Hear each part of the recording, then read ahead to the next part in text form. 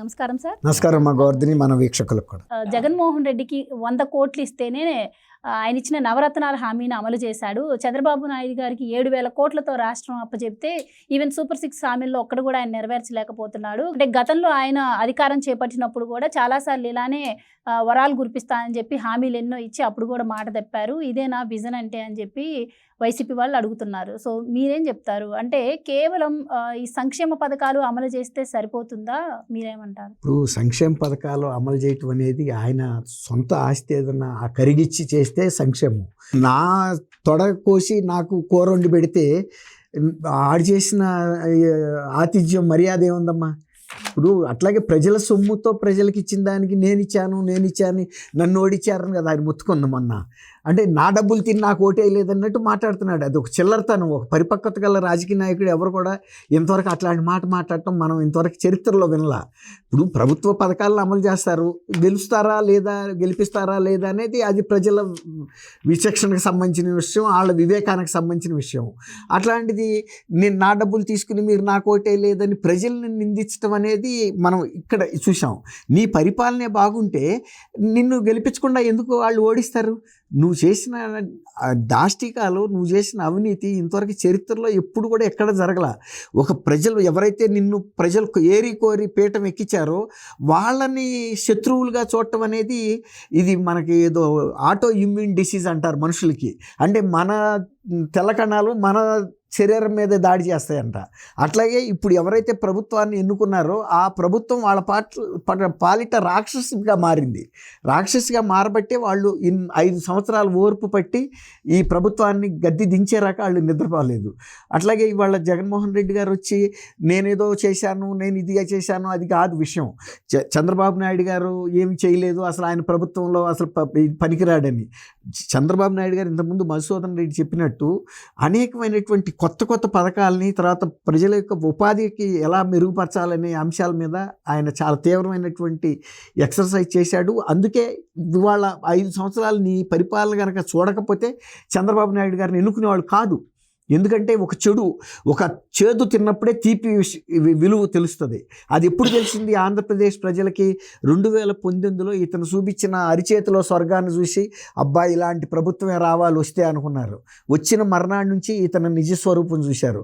నిజస్వరూపం చూసిన తర్వాత అసలు ఇట్లాంటి ప్రభుత్వాలు, ఇట్లాంటి వ్యక్తులు, ఇలాంటి పార్టీలు చరిత్రలో కూడా రావద్దనే అంశం మీదే వాళ్ళ చంద్రబాబు నాయుడు గారిని మళ్ళీ ఏరి కోరి తెచ్చుకున్నారు. అలాంటి చంద్రబాబు నాయుడు గారి గురించి వాళ్ళ అవాకులు చవాకులు పేలి ఇష్టం వచ్చినట్టు మాట్లాడితే ప్రజలు నిన్ను ఎక్కడ ఉంచాలో అక్కడ ఉంచారు.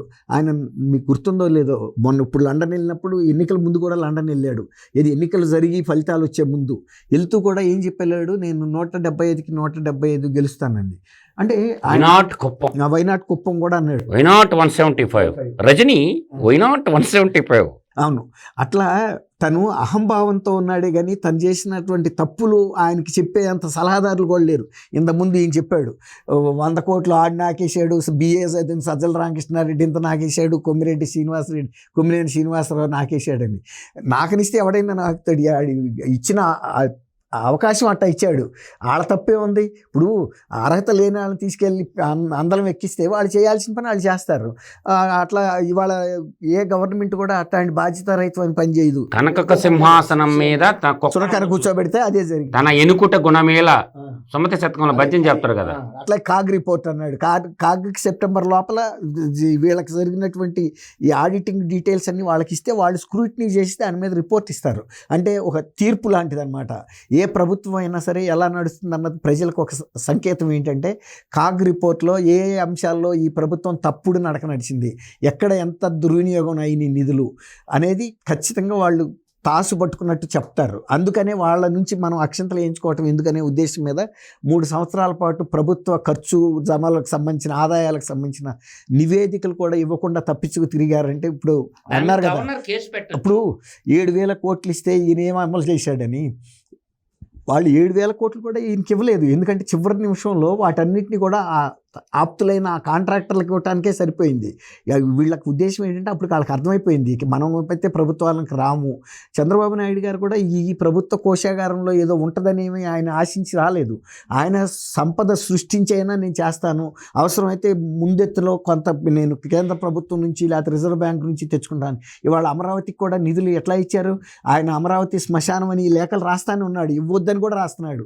అయినా కూడా వాళ్ళ సొంత ప్రతినిధులు ఇక్కడికి వచ్చి వాస్తవ పరిస్థితులు చూసి, లేదు అమరావతి ఒక సెల్ఫ్ గ్రోత్ ఇంజిన్ లాగా డెవలప్ అవుతుంది, ఇక్కడ సంపద సృష్టి జరుగుతుంది, మనం ఇచ్చే అప్పుకి సంబంధించి చెల్లింపులు చేయగలుగుతారన్న ధైర్యం ఉండబట్టే కదా ఇవాళ 15,000 కోట్ల రూపాయలు వరల్డ్ బ్యాంక్ కానీ ఏషియన్ డెవలప్మెంట్ బ్యాంక్ కానీ ముందుకొచ్చి ఇస్తున్నాయి. అంటే ఆ ప్రభుత్వం యొక్క విశ్వసనీయత, తర్వాత అమరావతి ప్రాజెక్టులో ఉన్న బలం.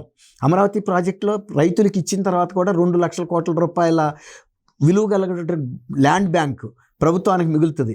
మిగిలినప్పుడు ఈ అప్పులు తీరుస్తారు. ఇంకా కూడా 6 లక్షల కోట్లు వస్తుంది అమరావతి నుంచి. 60,000 కోట్లు పెట్టుబడి పెడితే 6 లక్షల కోట్ల ఆదాయం వస్తుంది. ఆ 6 లక్షల కోట్లతో కనుక రాష్ట్ర వ్యాప్తంగా కూడా ఎక్కడెక్కడ ఎంతంత సంపద సృష్టించుకోవచ్చు. ఇప్పుడు హైదరాబాద్ ఉంది, హైదరాబాద్లో వచ్చిన సంపద ఇవాళ 80% ఇన్కమ్ని తెలంగాణ జిల్లాల అభివృద్ధికి ఉపయోగిస్తున్నారు. అట్లాగే అమరావతి అనేది డబ్బులు సృష్టిస్తుంది కానీ తను తిందో. ఎందుకు తిందంటే తనకు ఆకలి తీరిపోయింది, తనే ఇతరులకు పెట్టే స్థితికి ఎదుగుతుంది అమరావతి.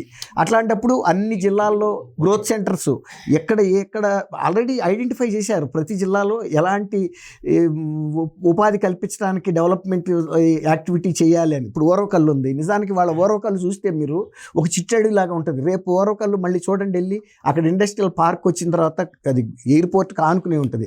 అది అంటే గడ్డి కూడా మొలవని ఏరియా. అట్లాంటి సాట ఇవాళ అది ఏంటంటే ప్రాజెక్ట్ వస్తుంది దానికి రెన్యూబుల్ ఎనర్జీ, సోలార్ ఎనర్జీ అవి తీసుకొచ్చి పెడుతున్నారంటే ఇప్పటికే అనంతపూర్ కానీ కర్నూలు ఇవన్నీ కూడా రాయలసీమ జిల్లాల్లో బాగా వెనకబడిన జిల్లాలు ఒక రకంగా. కానీ ఇవాళకే కిందటిసారి 2014 నుంచి 19 వరకు చంద్రబాబు నాయుడు గారి టైంలో పెట్టిన కియా ఇవాళ ఎంత స్థితికి వచ్చిందంటే ఒక జిల్లా మొత్తాన్ని కూడా అది ఫీడ్ చేయగలుగుతుంది. అట్లా ప్రతిసాట ఇండస్ట్రియల్గా ఆ రోజున 2014 నుంచి 19 వరకు చంద్రబాబు నాయుడు గారు రాయలసీమలో బాగా వెనకబడిన జిల్లాలను కూడా ఇవాళ వెళ్తే మీకు అక్కడ ఇన్ఫ్రాస్ట్రక్చర్ కానీ అక్కడ డెవలప్మెంట్ చూస్తే నెక్స్ట్ స్టేజ్కి వెళ్ళేది. అదే కనుక 19 నుంచి 24 కూడా కనుక అదే అభివృద్ధి కనుక అదే నాయకత్వంలో కనుక కొనసాగి ఉంటే ఇవాళ ఒక రకంగా చెప్పాలంటే ఇవాళ పంజాబ్, హర్యానా రాష్ట్రాలు కూడా రాయలసీమ ముందు ఆగలేకపోయాయి. కానీ ఇప్పుడు వస్తుంది మళ్ళీ. ఇవాళ ఒక 5 సంవత్సరాలు లేట్ అయిందే తప్ప డెవలప్మెంట్ అయితే ఆగదు, నెక్స్ట్ స్టేజ్కి వెళ్తాయి. ఇవాళ కోస్తా జిల్లాలను మించి కూడా ఇవాళ రాయలసీమ జిల్లాలు ఇట్లా అభివృద్ధి చెందుతున్నాయి అంటే కూడా ఒక పరిపాలన దక్షత గల నాయకుడు ఉంటే ఎక్కడ ఎట్లాంటి డెవలప్మెంట్ చేయొచ్చు అనేది. కోస్తా డెవలప్మెంట్ ఎట్లా వస్తుంది? నౌకాశ్రమాలు కడుతున్నారు, అక్కడుండే వనరులను అక్కడ ఉపయోగిస్తున్నారు. అట్లాగే రాయలసీమ జిల్లాలో ల్యాండ్ బ్యాంక్ ఉంది, దాన్ని సోలార్ ఎనర్జీకైనా ఉపయోగించు, ఇండస్ట్రియల్ పార్కులుగా ఉపయోగించు, ఆటోమొబైల్ హబ్, ఎలక్ట్రానిక్ హబ్ చేయొచ్చు. ఇప్పుడు ఆ తర్వాత మన కారులో బ్యాటరీ కారులో పెద్ద అదే ఆటోమొబైల్ హబ్గా తయారు కాబట్టుంది. అవుతుంది, అయిపోయింది ఆల్రెడీ. ఒక స్టేజ్కి వచ్చి కొత్త కంపెనీలు కూడా ఇంట్రెస్ట్లు చూపిస్తున్నాయి. కాబట్టి చంద్రబాబు నాయుడు గారు మేము 7,000 కోట్లు ఇస్తే 6 హామీలు అమలు చేయట్లేదు అంటున్నాడు కదా. 6 హామీల్లో రేపు ఉగాది నుంచి మహిళల ఉచిత ప్రయాణానికి కూడా సిద్ధం చేస్తున్నారు. అంతేగాని అరకొరగా ప్రారంభించి ఆపేయటం అనేది. ఇప్పుడు ఆయన ఒక ఫిష్ స్టాల్ మొదలుపెట్టి ఆయన టైంలోనే పులివెందుల్లో అది మూసేశారు. కొత్త కూటమి ప్రభుత్వం చేపలేదు, ఆయన టైంలో చేపలు తెచ్చి అమ్మటానికి ఫ్రిడ్జ్లో పెట్టి అమ్మటమేగా, ఏముంది అది? అది కూడా ఆయన చేయలేకపోయాడు. అట్టా ఉండదు కదా. ఏదన్నా ఒక పథకం చేశారంటే ఇందాక ఆయన అన్నట్టు పనివాడేదో పందిరేస్తే అన్నాడు చూసారా. ఇప్పుడు ఏదన్నా ఒక స్థిరమైన ప్రభుత్వాలు స్థిరమైన పథకాలు తయారు చేస్తాయి, అంతేగాని ఎవరి కోసమో పబ్లిసిటీ కోసం ఒక ప్రకటన చేసేసి రెండో రోజు మర్చిపోయే పరిస్థితి ఉండదు కదా. ఒకసారి అమలు చేశారు అంటే అది కంటిన్యూ అవ్వాలి. ఇప్పుడు అప్పుల మీద చెల్లించే వడ్డీ ఎంత? 2,400 కోట్ల నెలకి అప్పుల మీద కట్టాల్సిన వడ్డీ.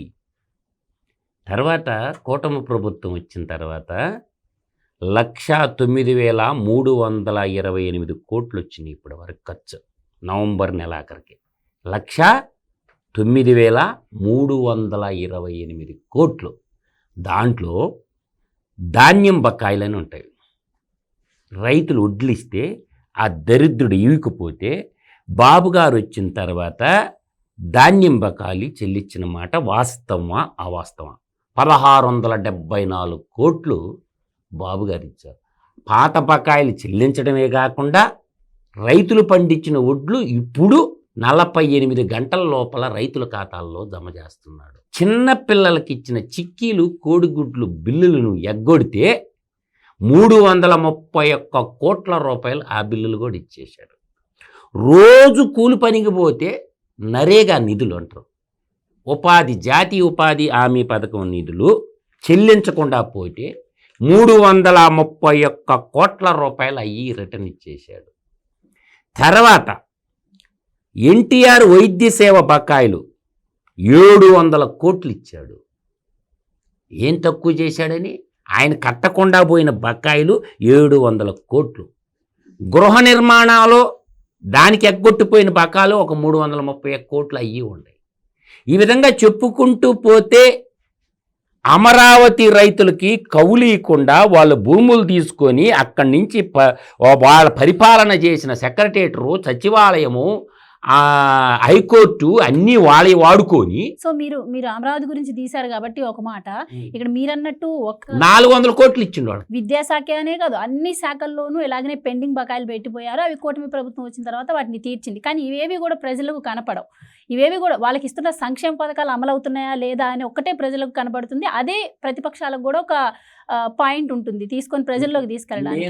సో ఇక్కడ ఇంకొకటి, సంక్షేమ పథకాలతో పాటు ఇప్పుడు ఏవో రిజిస్ట్రేషన్ ధరలు ఏవైతే ఉన్నాయో కూడా అమరావతి ప్రాంతంలో అమలు కావు అన్న నేపథ్యంలో దీనిపైన కూడా ఇంకో ప్రచారం చేస్తుంది. అంటే అమరావతిలో ఇన్సైడర్ ట్రేడింగ్ జరిగింది, అందుకే అక్కడ కావాలని చెప్పి ఇప్పుడు అక్కడ రిజిస్ట్రేషన్ వాల్యూస్ పెంచట్లేదు అని చెప్పి కూడా ప్రచారం చేస్తున్న పరిస్థితి. అసలు ఇంకా ఆర్థిక శాఖ విషయానికి వస్తే, ఆర్థిక శాఖ మీద చంద్రబాబు గారు శ్వేతపత్రం విడుదల చేస్తే అసెంబ్లీకి వచ్చి మాట్లాడినప్పుడే వైసీపీ విశ్వసనీయత, నిజాయితీ ఏంటో అప్పుడే బయటపడింది. అది కూడా ప్రజలకు అర్థమైన విషయమే. కానీ ఇప్పటికీ కూడా అమరావతి మీద విష ప్రచారం అయితే ఆపట్లేదు. ఎందుకంటే అది ఫ్యూచర్ ప్రాజెక్టు, తరతరాలుగా ఉపయోగపడే ప్రాజెక్టు.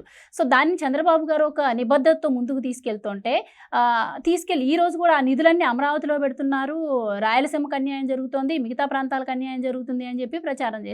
ఎలా ఈ బోటకాలకి, ఈ నాటకాలకి, కేటుగాడి మాటలు ఎవరు నమ్మతారు కానీ బందిపోటు దొంగ మాటలు ఎవరు నమ్మరు. కానీ నేను అనేది ఏంటంటే, రిజర్వ్ బ్యాంక్ ఆఫ్ ఇండియాలో ఎవరికి పోయినా దొరకద్దు, వెబ్సైట్లోకి పోతే ఎవరికి పోయినా దొరకద్దు ఏది అమౌంట్ ఎంత తెచ్చింది అనేది. నిన్న 31 డిసెంబర్ తీసుకున్న అప్పుతో కలుపుకొని డిసెంబర్ 31 తీసుకున్న 42,237 కోట్లు మాత్రమే.